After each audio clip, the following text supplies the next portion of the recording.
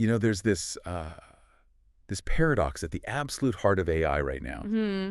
We have these transformers, ChatGPT, Claude, all of them, and they're empirically just, Right. wildly successful. They write code, they compose poetry, they can pass the bar exam. Right. But if you corner a researcher, say at a NeurIPS conference, and you really press them on why does this specific architecture work so much better than anything else, the answer gets, well, surprisingly vague. It's the classic black box problem, isn't it? We know how to build them, we know how to scale them up, but let's call them the underlying physical laws that make them tick. We don't fully get it. Yeah. We're basically doing alchemy, mixing ingredients until we get gold without actually knowing the atomic number of gold. Exactly.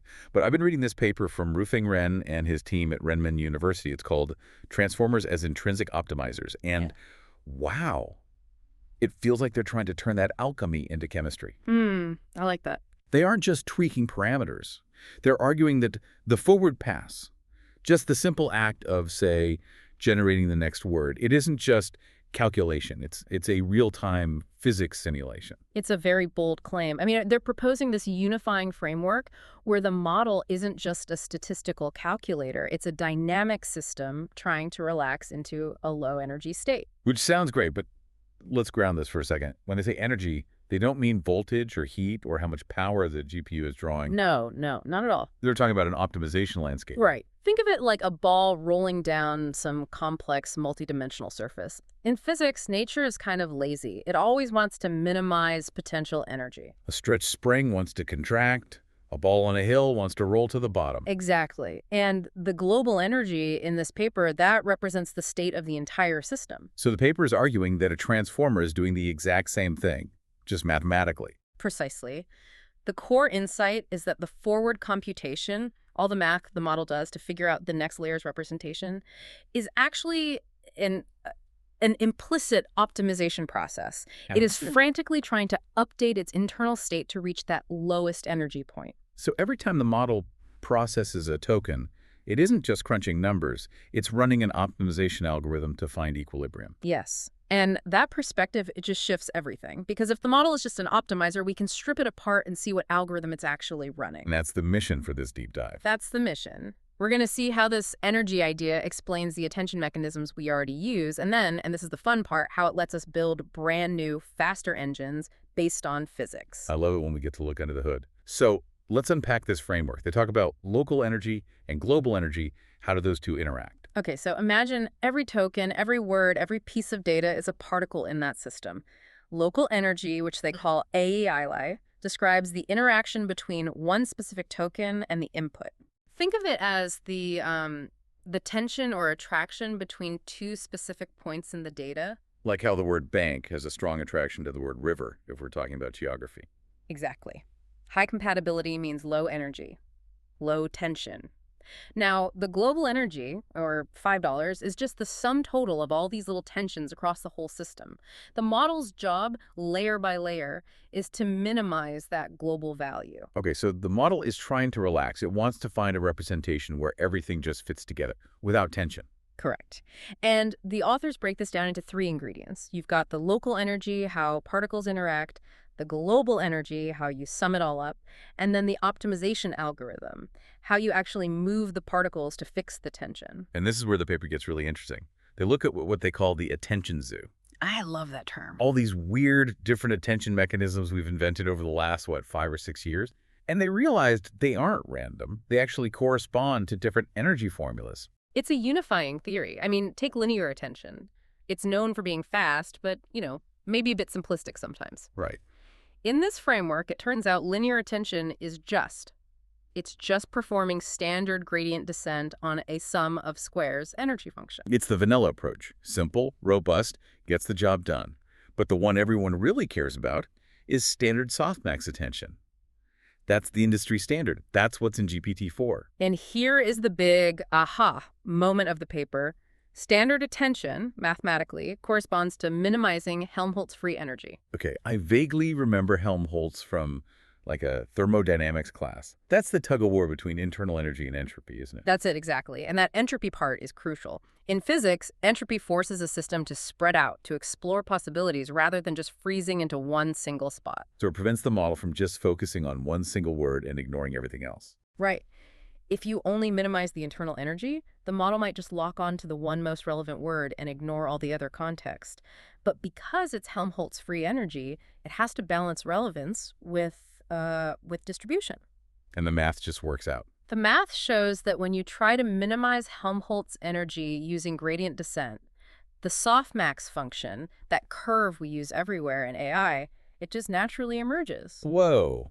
So softmax isn't just some heuristic we pick because it makes the numbers look nice on a graph. It seems not. It's the mathematical inevitability of trying to balance energy and entropy. It suggests we didn't so much invent softmax as we discovered a fundamental physical relationship. That is wild. But there's another piece of this puzzle I want to nail down because the paper makes a huge deal out of it, the residual connection. Oh, this is vital. Yeah. We always see this in the diagrams, right? You have your attention layer, and then there's this arrow that just skips over it and adds the input back to the output. $6 plus text attention. And for years, we thought of it as like a plumbing fix. We thought it just helped the gradients flow during training so they wouldn't vanish into nothing. But in this energy framework, Look at the equation for a basic gradient descent update. it's a new position, old position step. Exactly. And now look at the residual block.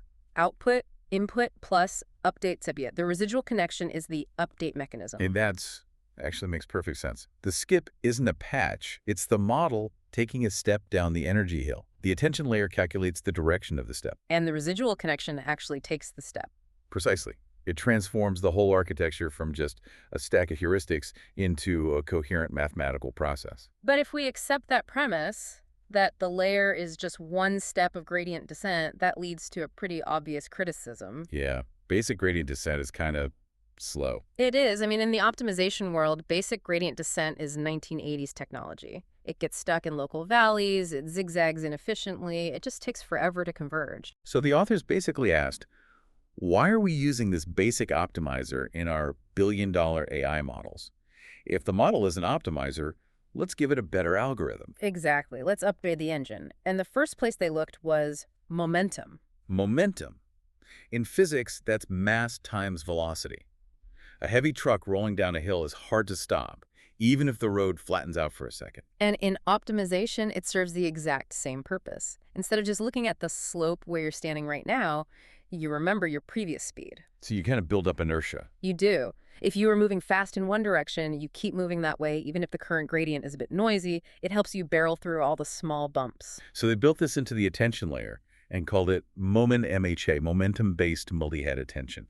But this has to change the architecture, doesn't it? To have momentum, you need a memory of where you've been. It does. Structurally, this is a big shift. It means the output of, say, layer 10 isn't just based on layer 9. It effectively becomes a weighted sum of the input and all the previous layers. Wait a minute, that sounds really familiar. That sounds like DenseNet. It is remarkably similar. In DenseNet, you connect every layer to every other previous layer. Here, the authors derived a similar architecture, but not because they thought it would look cool in a diagram. They derived it mathematically. Because that's what the momentum equation requires. So the dense connection pattern is just what momentum looks like when you unroll it over time. That is fascinating. But they didn't stop at momentum. They went for the gold standard of first-order optimization. Nesterov. Nesterov, accelerated gradient. I love the concept of this. Standard momentum is like running downhill and just hoping you don't trip over a rock. Yes. Nesterov is what? Nesterov is like, imagine you're hiking down a mountain in a thick fog. Standard momentum is just trusting your run. Okay. Nesterov is like having a magic walking stick that can feel the slope 10 feet ahead of you before you even take your step. The look ahead.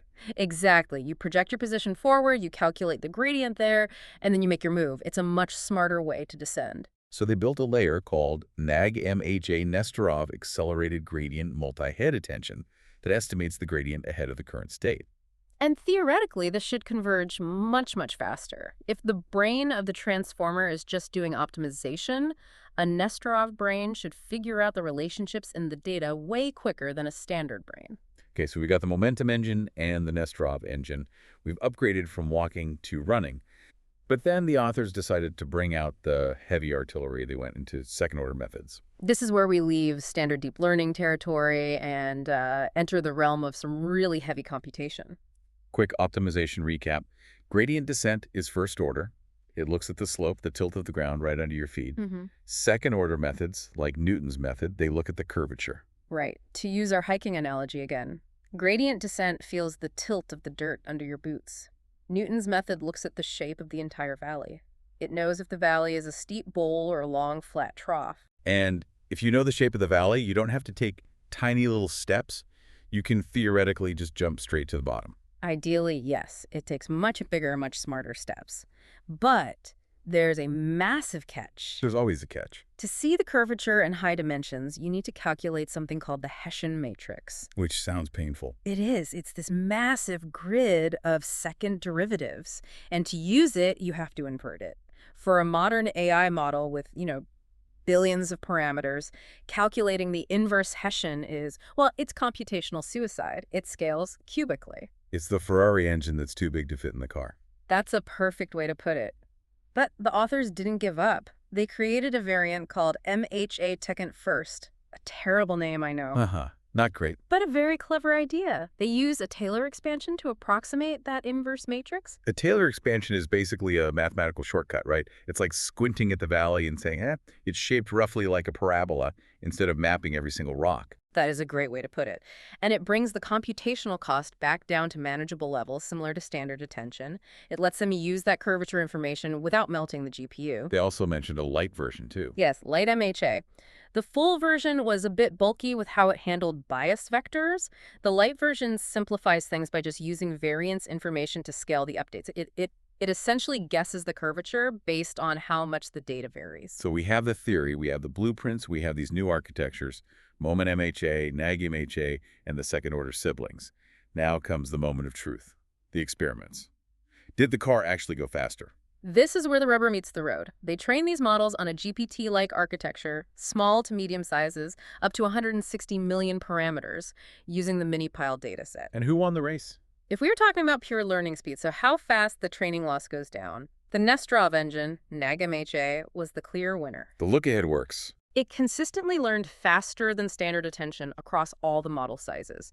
That look-ahead mechanism really does seem to help the model find that low-energy state more efficiently. That makes intuitive sense. I mean, if you can see where you're going, you get there faster. What about the momentum one? Moment MHA was also faster than standard attention, though just slightly behind NAG MHA in pure speed. Okay. However, it shined somewhere else. When they tested these models on downstream tasks, so a GLUE benchmark, which tests things like grammar and logic, Moment MHA actually achieved the best overall accuracy. Oh, that's interesting. So Nesterov learns faster. Yeah. But momentum might learn better, or maybe more robustly. It's possible. I mean, it's possible that the history embedded in that momentum vector provides a sort of regularization. It smooths out the noise, which helps the model generalize better to new tasks. Okay, now what about the heavy machinery, the second-order models? Did the Ferrari engine fit? Well, the standard MHA Second First actually underperformed. Oof. Well, that mapped for nothing. It did worse than standard attention. The authors speculate that the bias vector they introduced was just too complex. It coupled the inputs too tightly, making it hard for the model to maneuver. Sometimes simpler is better. However, the light version, light MHA Second First, that was a bit of a redemption story. It performed comparably to standard attention, and interestingly, as the models got bigger, 77 million and 160 million parameters, it started to edge ahead in speed. So the second-order approach might just need scale to really shine. Exactly. It suggests that as models get truly massive, having that little bit of curvature information might become the secret weapon, provided the calculation remains light enough. This is huge, because it moves us away from just, throwing things at the wall and seeing what sticks. Yeah. It basically says, we can design AI using calculus principles. That's the key takeaway. We're shifting from stacking blocks that seem to work to designing blocks based on mathematical principles of energy and optimization. If we know the forward pass is an optimizer, we can raid the library of optimization theory algorithms from the 80s, 90s today and turn them into neural network layers. It effectively turns the field of architecture design into a translation problem. How do we translate optimization code into neural layers? And it raises an even bigger question about the future of these architectures. Okay, this is where it gets really interesting. I was thinking about this while I was reading the paper. If the whole point of the layers, layer 1, layer 2, layer 3, is just to run an optimization algorithm step by step, I see where you're going with this. do we even need distinct layers? If layer 2 is just update step 2 and layer 3 is update step 3, couldn't we just have one layer that loops? This is the concept of loop transformers, or deep equilibrium models. If the forward pass is just trying to minimize energy, then theoretically you could replace the depth of the network with time. Explain that. What do you mean time? Instead of stacking, say, 100 separate physical layers, you take one single layer and you run the data through it 100 times. You keep feeding the output back into the input until the energy hits bottom. That would change everything. It essentially decouples compute from the number of parameters. You don't build a deeper model, you just let it think for longer. Exactly. You could have a shallow model that thinks for a long time on hard problems and a very short time on easy problems. And this paper provides the theoretical justification for that whole idea. If attention is optimization, then depth is just iteration. It really redefines what depth even means in deep learning. We might be looking at the ancestors of a living, breathing, looping intelligence that thinks until it's ready to speak. Absolutely fascinating stuff. This whole framework, energy, momentum, Nesterov, it feels like we're finally getting a handle on the physics of intelligence. It's certainly a big step out of the alchemy lab. Thanks for breaking this down with me. My pleasure. And thank you for listening. We'll catch you in the next deep dive, where we'll probably find out that neural networks are actually just tiny solar systems or something equally crazy. Stay curious.